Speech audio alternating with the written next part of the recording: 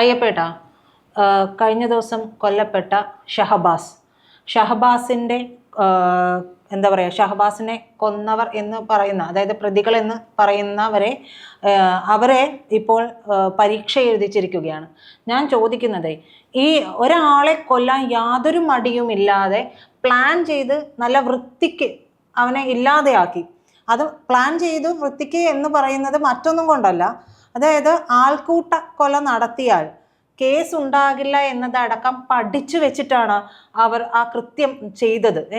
എന്നിട്ട് അവസാനം നീ പൊരുത്തപ്പെടണമെന്നുള്ളൊരു മെസ്സേജ് കൂടി അയക്കുന്നു. അപ്പോൾ ഇവർക്കിത് വ്യക്തമായിട്ട് അറിയാമായിരുന്നു, ഇങ്ങനെ ചെയ്താൽ എന്തെങ്കിലും സംഭവിച്ചാൽ. ആ ഓഡിയോ ക്ലിപ്പൊക്കെ നമ്മളെല്ലാവരും കേട്ടതാണ്. ഞാൻ ചോദിക്കുന്നത്, ഇവർക്കൊക്കെ എന്ത് മനുഷ്യാവകാശമാണ് കൊടുക്കേണ്ടത്? ഇവർക്കുള്ളതൊക്കെ ശിക്ഷ തന്നെയാണ്, ഈ കൊടുക്കുന്നതൊക്കെ ശിക്ഷ തന്നെ ആകുമോ? ഈ മനുഷ്യാവകാശം ഇത്തരത്തിലുള്ള കുറ്റവാളികൾക്ക് കൊടുക്കേണ്ടതുണ്ട്. അതായത് കുട്ടികളാണ് എന്നൊരു കാര്യം ഉൾപ്പെടുത്തി അവരെ ഇത്തരത്തിലുള്ള കാര്യങ്ങൾ, അതായത് മനുഷ്യാവകാശം പറഞ്ഞ് അവർക്ക് ഇത് കൊടുക്കേണ്ട കാര്യമുണ്ടോ? അതായത് ഇത് ജുവനൈൽ ജസ്റ്റിസ് നിയമമല്ലേ വന്നിരിക്കുന്നത്, 15 വയസ്സിന് താഴെയുള്ള. അപ്പോൾ ഈ പറയുന്നൊരു നിയമം ഇന്ത്യൻ ഭരണഘടനയിൽ ഇത് എഴുതി വെക്കപ്പെട്ടിട്ട് തന്നെ കാലങ്ങളാണ്. അപ്പോൾ അന്ന് ഇത്തരത്തിലുള്ള നമ്മുടെ ഇന്നത്തെ കുട്ടികളല്ല ആ നിയമം ഇവിടെ വരുന്ന സമയത്തുള്ളത്. ഇന്നത്തെ കുട്ടികൾ കാലത്തിനനുസരിച്ചതിനേക്കാളും, അതായത് ആ എഴുതി വെക്കപ്പെട്ട ലിഖിത നിയമത്തിനേക്കാൾ ഉപരി അവരെല്ലാം വളർന്നു കഴിഞ്ഞു. അവരുടെ ചിന്തകൾ മാറി. നമ്മുടെ ഇന്നത്തെ സമൂഹത്തിനെ കാർന്നു തിന്നുന്ന ലഹരിയും അതിനപ്പുറം അക്രമവാസനയും കൂടിയതിൻ്റെ ഫലമായിട്ട് ഞാൻ ചോദിക്കട്ടെ, 15 വയസ്സിൽ അല്ലെങ്കിൽ പോട്ടെ 12 വയസ്സ്, ഇത് 15 വയസ്സുകാരാ. പ്രജിത 15 വയസ്സിൽ നമ്മുടെ കുസൃതിയിൽ കൂടെ ഇരുന്ന് പഠിക്കുന്ന ഒരു കുട്ടി ഉണ്ടെങ്കിൽ നമ്മൾ ചിലപ്പോൾ അവൻ്റെ നോട്ട്ബുക്ക് ഇങ്ങോട്ട് എടുത്തിട്ട് നമ്മളൊരു വര അവൻ്റെ നോട്ട്ബുക്കിൽ വരയ്ക്കും. അവൻ തിരിച്ച് നമ്മളെ ബുക്ക് പിടിച്ച് വാങ്ങിക്കും. അവൻ ഒരു 2 വര വരയ്ക്കും. എന്നിട്ട് എന്ത് ചെയ്യും? നമ്മൾ തമ്മിൽ അങ്ങോട്ടും ഇങ്ങോട്ടും നുള്ളും പിച്ചും മാന്തും. ഇതെല്ലാം കഴിഞ്ഞ് പൊടി തട്ടി തൂത്ത് നമ്മൾ രണ്ടുപേരും കൂടെ തന്നെ കഴിട്ടുണ്ട്, നമ്മൾ അങ്ങ് നടന്നു പോകും. അത്രേ ഉള്ളൂ. അപ്പൊ അന്ന് ഇതേപോലെ ജുവനൈൽ ജസ്റ്റിസ് നിയമം അത് എനിക്ക് കറക്റ്റ് അറിയില്ല എത്ര വർഷമായി.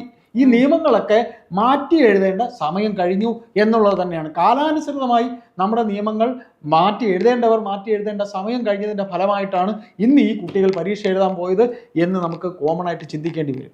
കാര്യം നമ്മളിപ്പോൾ പരസ്പരം പറഞ്ഞ പോലെ ഈ ഇങ്ങനെ അങ്ങോട്ടും ഇങ്ങോട്ടും നുള്ളിയും പിച്ചിയും മാന്തിയും ഒക്കെ ഇരിക്കുന്നവർ വെളിയിറങ്ങി നമ്മൾ അന്ന് കാണുന്ന ഉപ്പിലിട്ട നെല്ലിക്ക വാങ്ങിച്ച് കഴിക്കും. അല്ലെങ്കിൽ അവന് ഒരു പെൻസിലില്ലെന്ന് പറഞ്ഞാൽ, ഇന്നാ നീ ഒരു പൊടി പെൻസിൽ എൻ്റെ ഇരിക്കണം, എൻ്റെ പെൻസിലില്ല, ഇന്നാ നീ കൊണ്ട് എഴുതിക്കോ എന്ന് പറഞ്ഞു കൊടുക്കും. എനിക്ക് വേറെ ഉണ്ടാവും. എന്നാലും അതായിരുന്നു സൗഹൃദം. ഇന്ന് അതുണ്ടോ? ഇതിപ്പോ ഈ കുട്ടി അതിലൊന്നും ഇല്ലാത്തൊരു കുട്ടിയായിരുന്നു. നമ്മള് പ്രേമം എന്ന് പറഞ്ഞൊരു സിനിമ കണ്ടിട്ടില്ലേ? അതിൽ തല്ലൊക്കെ കാണിക്കുന്നുണ്ട്. അത് കോളേജിലാണ്. ഇപ്പം നമ്മൾ തല്ലുക എന്നുള്ളത് പണ്ട് ഞങ്ങളെയൊക്കെ പഠന കാലത്ത് തല്ലുന്നതായിരുന്നു. തമ്മിൽ തല്ലി അങ്ങ് തീർക്കുമായിരുന്നു. മാരകായുധങ്ങളൊന്നും ഉപയോഗിക്കില്ലായിരുന്നു. ഒരു 10 ഇടി കൂടുതൽ കൊടുക്കും എന്നേ ഉണ്ടായിരുന്നുള്ളൂ. ഇന്നിപ്പോൾ അങ്ങനെ അല്ലല്ലോ. ഇതിൽ ഈ ആൾക്കൂട്ട കൊല നടത്തിയാൽ പിടിക്കപ്പെടില്ല എന്ന് ശബ്ദ സന്ദേശം വരെ പുറത്തു വന്നിരിക്കുന്നു. അപ്പൊ അതുവരെ അറിയാവുന്ന രീതിയിൽ കുട്ടികൾ വളർന്നിരിക്കുകയാണ്. അപ്പൊ അതിന്റെ കാരണം സാമൂഹിക പരിസ്ഥിതി തന്നെ എന്ന് നമുക്കിതിൽ പറയാനുള്ളൂ. ഇതിൽ ഞാൻ ചോദിക്കുന്നതേ, ഈ മലപ്പുറത്ത് ഒരു കുട്ടികളുടെ അടുത്ത് പറഞ്ഞു സെൻഡ് ഓഫ് നടത്താൻ പറ്റില്ല എന്നോ മറ്റോ പറഞ്ഞു. അപ്പൊ ഈ കുട്ടികൾ എന്ത് ചെയ്തു എന്ന് വെച്ചിട്ടുണ്ടെങ്കിൽ അടുത്തുള്ള ഫാം ഹൗസിൽ പോയിട്ട് അവിടെ DJ പാർട്ടി നടത്തി. ഈ DJ പാർട്ടി നടത്താൻ ഇവർക്ക് എവിടെ നിന്നാണ് ഫണ്ട് വന്നത്? അപ്പൊ ഞാൻ ചോദിക്കുന്നത്, ചേട്ടാ, ഈ കുട്ടികൾ എന്ത് ചെയ്യുന്നു? നിങ്ങൾ സെൻഡ് ഓഫ് എങ്ങനെ നടത്തുന്നു? സ്കൂൾ അധികൃതരുടെ അനുമതി ഉണ്ടോ? ഇതൊന്നും ചോദിക്കാൻ, അതായത് അവരെ ഒന്ന് വഴക്ക് പറയാൻ പോലും ഇന്നത്തെ മാതാപിതാക്കൾക്ക് ഭയമായോ? അല്ല, ഇപ്പോൾ അതിനകത്തുള്ള വിഷയം എന്നറിയോ? പാരൻസ് തല്ലിയാൽ കുറ്റം, അധ്യാപകർ തല്ലിയാൽ കുറ്റം. പ്രജിതയ്ക്കൊക്കെ അറിയുന്നറിയില്ല, ഞങ്ങളൊക്കെ പഠിക്കുന്ന സമയത്ത് ഞങ്ങൾ ആൺപിള്ളേർ മാത്രമുള്ള സ്കൂളിലൊക്കെ ഞങ്ങൾ പഠിച്ചിട്ടില്ല. ഞങ്ങളെയൊക്കെ പഠിപ്പിച്ച അധ്യാപകർ അടിച്ച് റൊട്ടിയാക്കിയിട്ടുള്ള ചെക്കന്മാരുണ്ട്, അടിച്ച് റൊട്ടിയാക്കിയവർ. അപ്പോൾ അങ്ങനെ അടിച്ച് റൊട്ടിയാക്കിയാലും അത് നന്നാവാൻ വേണ്ടിയാണെന്ന് അവനൊന്നും മനസ്സിലാക്കാനുള്ള കഴിവുണ്ടായിരുന്നു. ഇപ്പം നമുക്കൊക്കെ തല്ല് കിട്ടിയിട്ടില്ല, എന്തോരം തല്ല് അച്ഛൻ്റെ നിന്നും അമ്മയുടെ നിന്നും കിട്ടിയിട്ടുണ്ട്. അങ്ങനെയല്ലല്ലോ ഇപ്പോൾ പോകുന്നത്. അധ്യാപകൻ തല്ലിയാൽ അത് മറ്റൊരു വശത്തിലേക്ക് പോകും. അധ്യാപകൻ ഇപ്പോൾ തല്ലാനോ ഒന്നും വഴക്ക് പറയാനോ പറ്റുന്നില്ല. ഏറ്റവും കൂടുതൽ മണിക്കൂറുകൾ സ്കൂളിൽ ഈ പിള്ളേരുള്ളത് വീട്ടിലുള്ളതിനേക്കാൾ സ്കൂളിലാണ്. എന്ത് ചെയ്യും ഈ പറയുന്നത്? സ്കൂളിലാണ് എന്ന് പറഞ്ഞില്ലേ, സ്കൂളിൽ ഫോൺ കൊണ്ടുപോയതിനോ മറ്റോ ആണ് ഞാൻ വാർത്ത കൃത്യമായിട്ടും ഓർക്കുന്നില്ല. ആ സ്കൂളിൽ ഫോൺ കൊണ്ടുപോയി അധ്യാപകനെ നോക്കിയിട്ട് പുറത്തോട്ട് ഇറങ്ങണം, നിന്നെ തീർത്തു തരാം എന്ന് പറഞ്ഞ വിദ്യാർത്ഥി. അതിനകത്ത് ഒരു 2 വശം കൂടെ ഉണ്ട്. പ്രജിത, അതിൽ രണ്ട് വശമുണ്ട്. നമ്മൾ ഈ പറയുന്ന കുട്ടികൾ, ഇപ്പം നമ്മുടെ കുട്ടി തന്നെ നമ്മളൊന്ന് വഴക്ക് പറയുമ്പോൾ അവൾ നെർവസ് ആവും, അല്ലെങ്കിൽ അവൻ നെർവസ് ആവും. ഇവൻ നെർവസ് ആയി ഇവൻ പിണങ്ങി മാറിയിരിക്കും. ഇവന്റെ പിണക്കം മാറ്റേണ്ടത് നമ്മുടെ ഉത്തരവാദിത്തമാണ്. നമ്മുടെ കുട്ടിയാണ്. നമ്മുടെ കുട്ടി നമ്മൾ പിണങ്ങിയിരിക്കുമ്പോൾ അല്ല നീ പിണങ്ങിയിരി, ഞാനും മിണ്ടത്തില്ല എന്ന് പറഞ്ഞ് ഇരിക്കാൻ ഞാൻ തയ്യാറാവില്ല, ചിലപ്പോൾ പ്രജിതയും തയ്യാറാവില്ല. പക്ഷെ ഇന്നത്തെ പാരൻസ് അങ്ങനെയില്ല.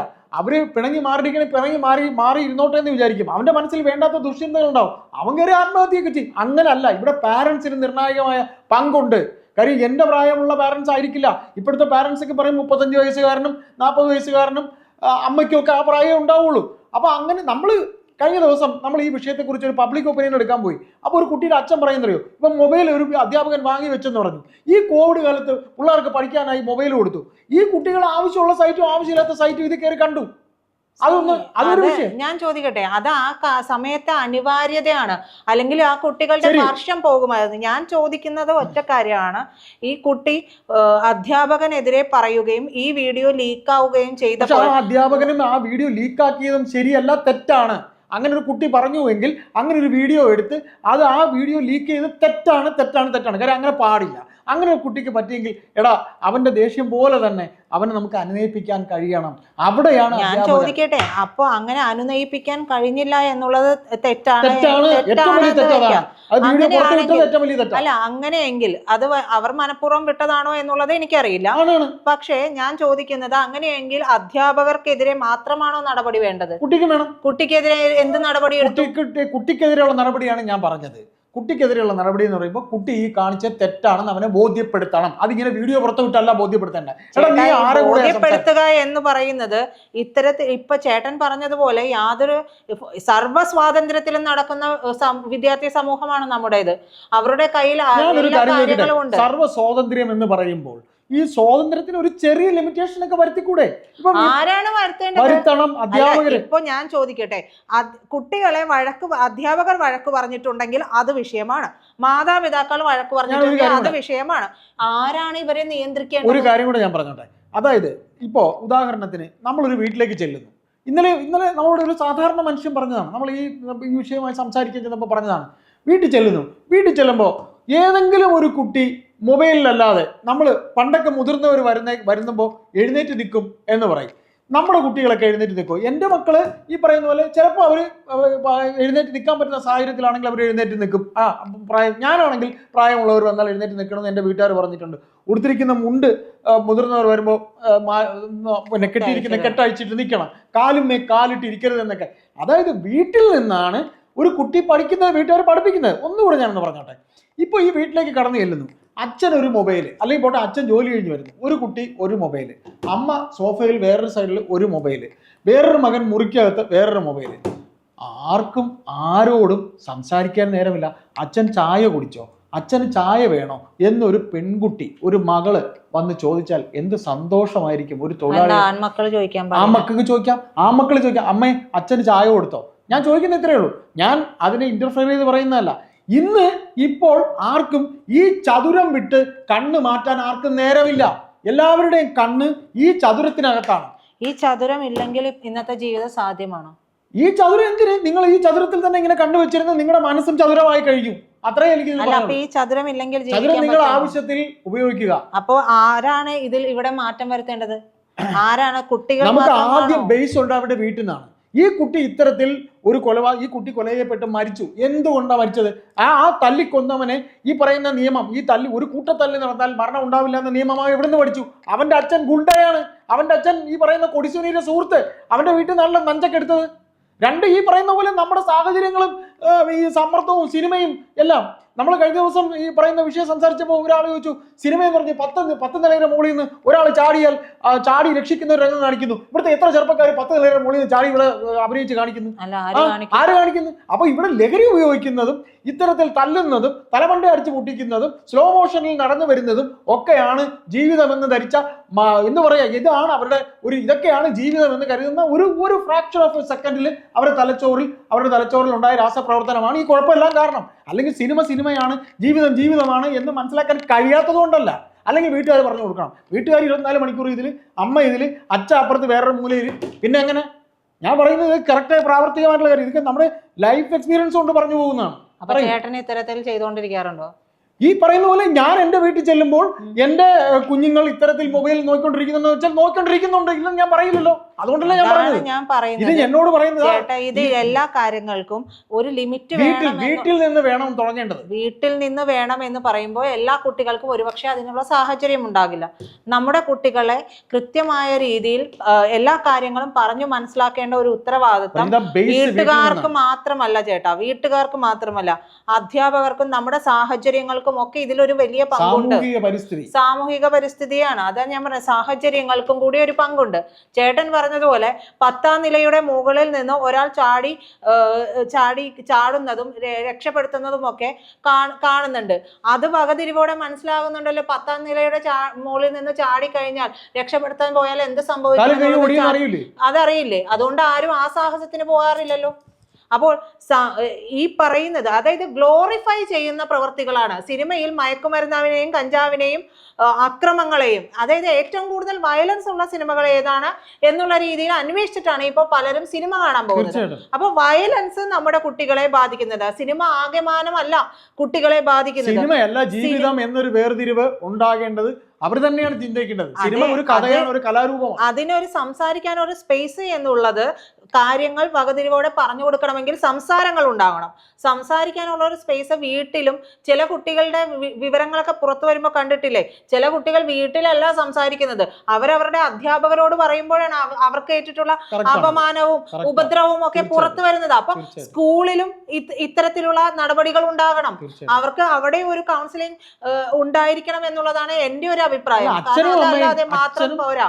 ഞാൻ ചോദിക്കട്ടെ, കോർപ്പറേറ്റ് സ്ഥാപനങ്ങളിൽ ജോലി ചെയ്യേണ്ടി വരുന്ന, അതായത് ജീവിക്കാണ്ട് പറ്റില്ലല്ലോ, അപ്പൊ ഇത്തരത്തിൽ ജോലി ചെയ്യേണ്ടി വരുന്ന അച്ഛനമ്മമാരുണ്ട്. അവർ എത്രത്തോളം ഇത്തരം കാര്യങ്ങളിൽ നിന്ന് മാറി നിൽക്കണം എന്നുള്ളത് അവർ ചിന്തിക്കേണ്ട വസ്തുതയാണ്. നമുക്ക് എല്ലാ കാര്യങ്ങളും വന്നു കഴിഞ്ഞിട്ട് എല്ലാത്തിനും മറ്റുള്ളവരെ എന്താ പറയാ സിനിമ മാത്രമാണ് പ്രശ്നം എന്നൊന്നും പറയാൻ പറ്റില്ല. അച്ഛനമ്മമാർ വഴിതെറ്റി പോകുന്നില്ലേ, അത്തരത്തിലുള്ള സാഹചര്യങ്ങൾ ഉണ്ടാവുന്നില്ലേ? അപ്പൊ അത് അവർക്ക് ആര് ബോധവൽക്കരണം നടത്താനാണ്? അപ്പൊ അത്തരത്തിലുള്ള കാര്യങ്ങൾ ആരെയും ഒന്നിനെയും നമുക്ക് അടിച്ച് ആക്ഷേപിക്കാൻ പറ്റില്ല. ഈ വീട്ടിൽ നിന്ന് പറഞ്ഞു കൊടുത്തിട്ടുള്ള മക്കൾ പോലും വഴിതെറ്റി പോയിട്ടുള്ള കാര്യങ്ങൾ ഉണ്ടായിട്ടുണ്ട്. അതുകൊണ്ട് വീട്ടിൽ നിന്ന് മാത്രമാണ് എന്നുള്ളതല്ല, നമുക്ക് ചുറ്റുമുള്ള സാഹചര്യങ്ങളെ, നമ്മുടെ സാമൂഹിക പരിസ്ഥിതിയെ ആകമാനം ഉള്ളതാണ് ഒരു പൗരന് ഉണ്ടാകുന്ന ഒരു എന്താ പറയാ അവന്റെ സ്വഭാവ രൂപീകരണത്തിൽ ഒരു സമൂഹത്തിന് പങ്കുണ്ട്. അപ്പോ ഒരിക്കലും അച്ഛനമ്മമാരെ, അതായത് ഇന്ന് എനിക്ക് എന്റെ മകളുടെ കൂടെ ഇരിക്കാൻ പറ്റുന്നുണ്ടെങ്കിൽ അത് എന്റെ സാഹചര്യം അനുവദിക്കുന്നത് കൊണ്ടാണ്. ചില അച്ഛനമ്മമാർക്ക് അത് അനുവദിക്കാത്ത അച്ഛനമ്മമാരുണ്ട്. ഇപ്പൊ ചേട്ടൻ പറയുമ്പോൾ ആ ഒരു വിഭാഗത്തെ മാറ്റി നിർത്തിയിട്ട് വേണം പറയാനായിട്ട്. ചില മാതാപിതാക്കൾ അങ്ങനെ വന്നിട്ട് ഫുൾ ടൈം കമ്പ്യൂട്ടർ, ഫോൺ ഇതിലെല്ലാം അടിമപ്പെട്ടിരിക്കുന്നുണ്ട്.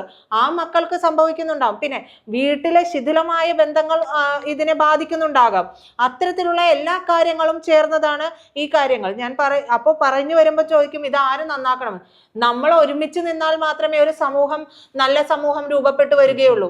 അതിൽ എൻ്റെ വീട്ടിൽ സംഭവിക്കുമ്പോൾ മാത്രം ഞാൻ ഇതിൽ എനിക്കൊപ്പം നിൽക്കാൻ ആളില്ല എന്ന് വിലപിക്കുന്നതിൽ അർത്ഥമില്ല. ഒരു സമൂഹത്തിലേക്ക് ഒരു ഗവൺമെന്റ് അല്ല ഏതൊരു ഗവൺമെന്റ് ഭരിച്ചാലും കൃത്യമായ ഒരു ജാഗ്രതയോടുകൂടി ഒരു എന്താ പറയാ ഒരു സംഭവം മുന്നോട്ട് കൊണ്ടുവരുമ്പോൾ അതിനെ ചിറകോട്ടി കളയുന്നവരാണ് ഇന്ന് ഭൂരിഭാഗവും ഉള്ളത്. അപ്പോൾ എല്ലാ പ്രവർത്തനങ്ങൾക്കും നമ്മുടെ കൂടി ഒരു പിന്തുണ ഇവർക്കും കൂടി ആവശ്യമുണ്ട്.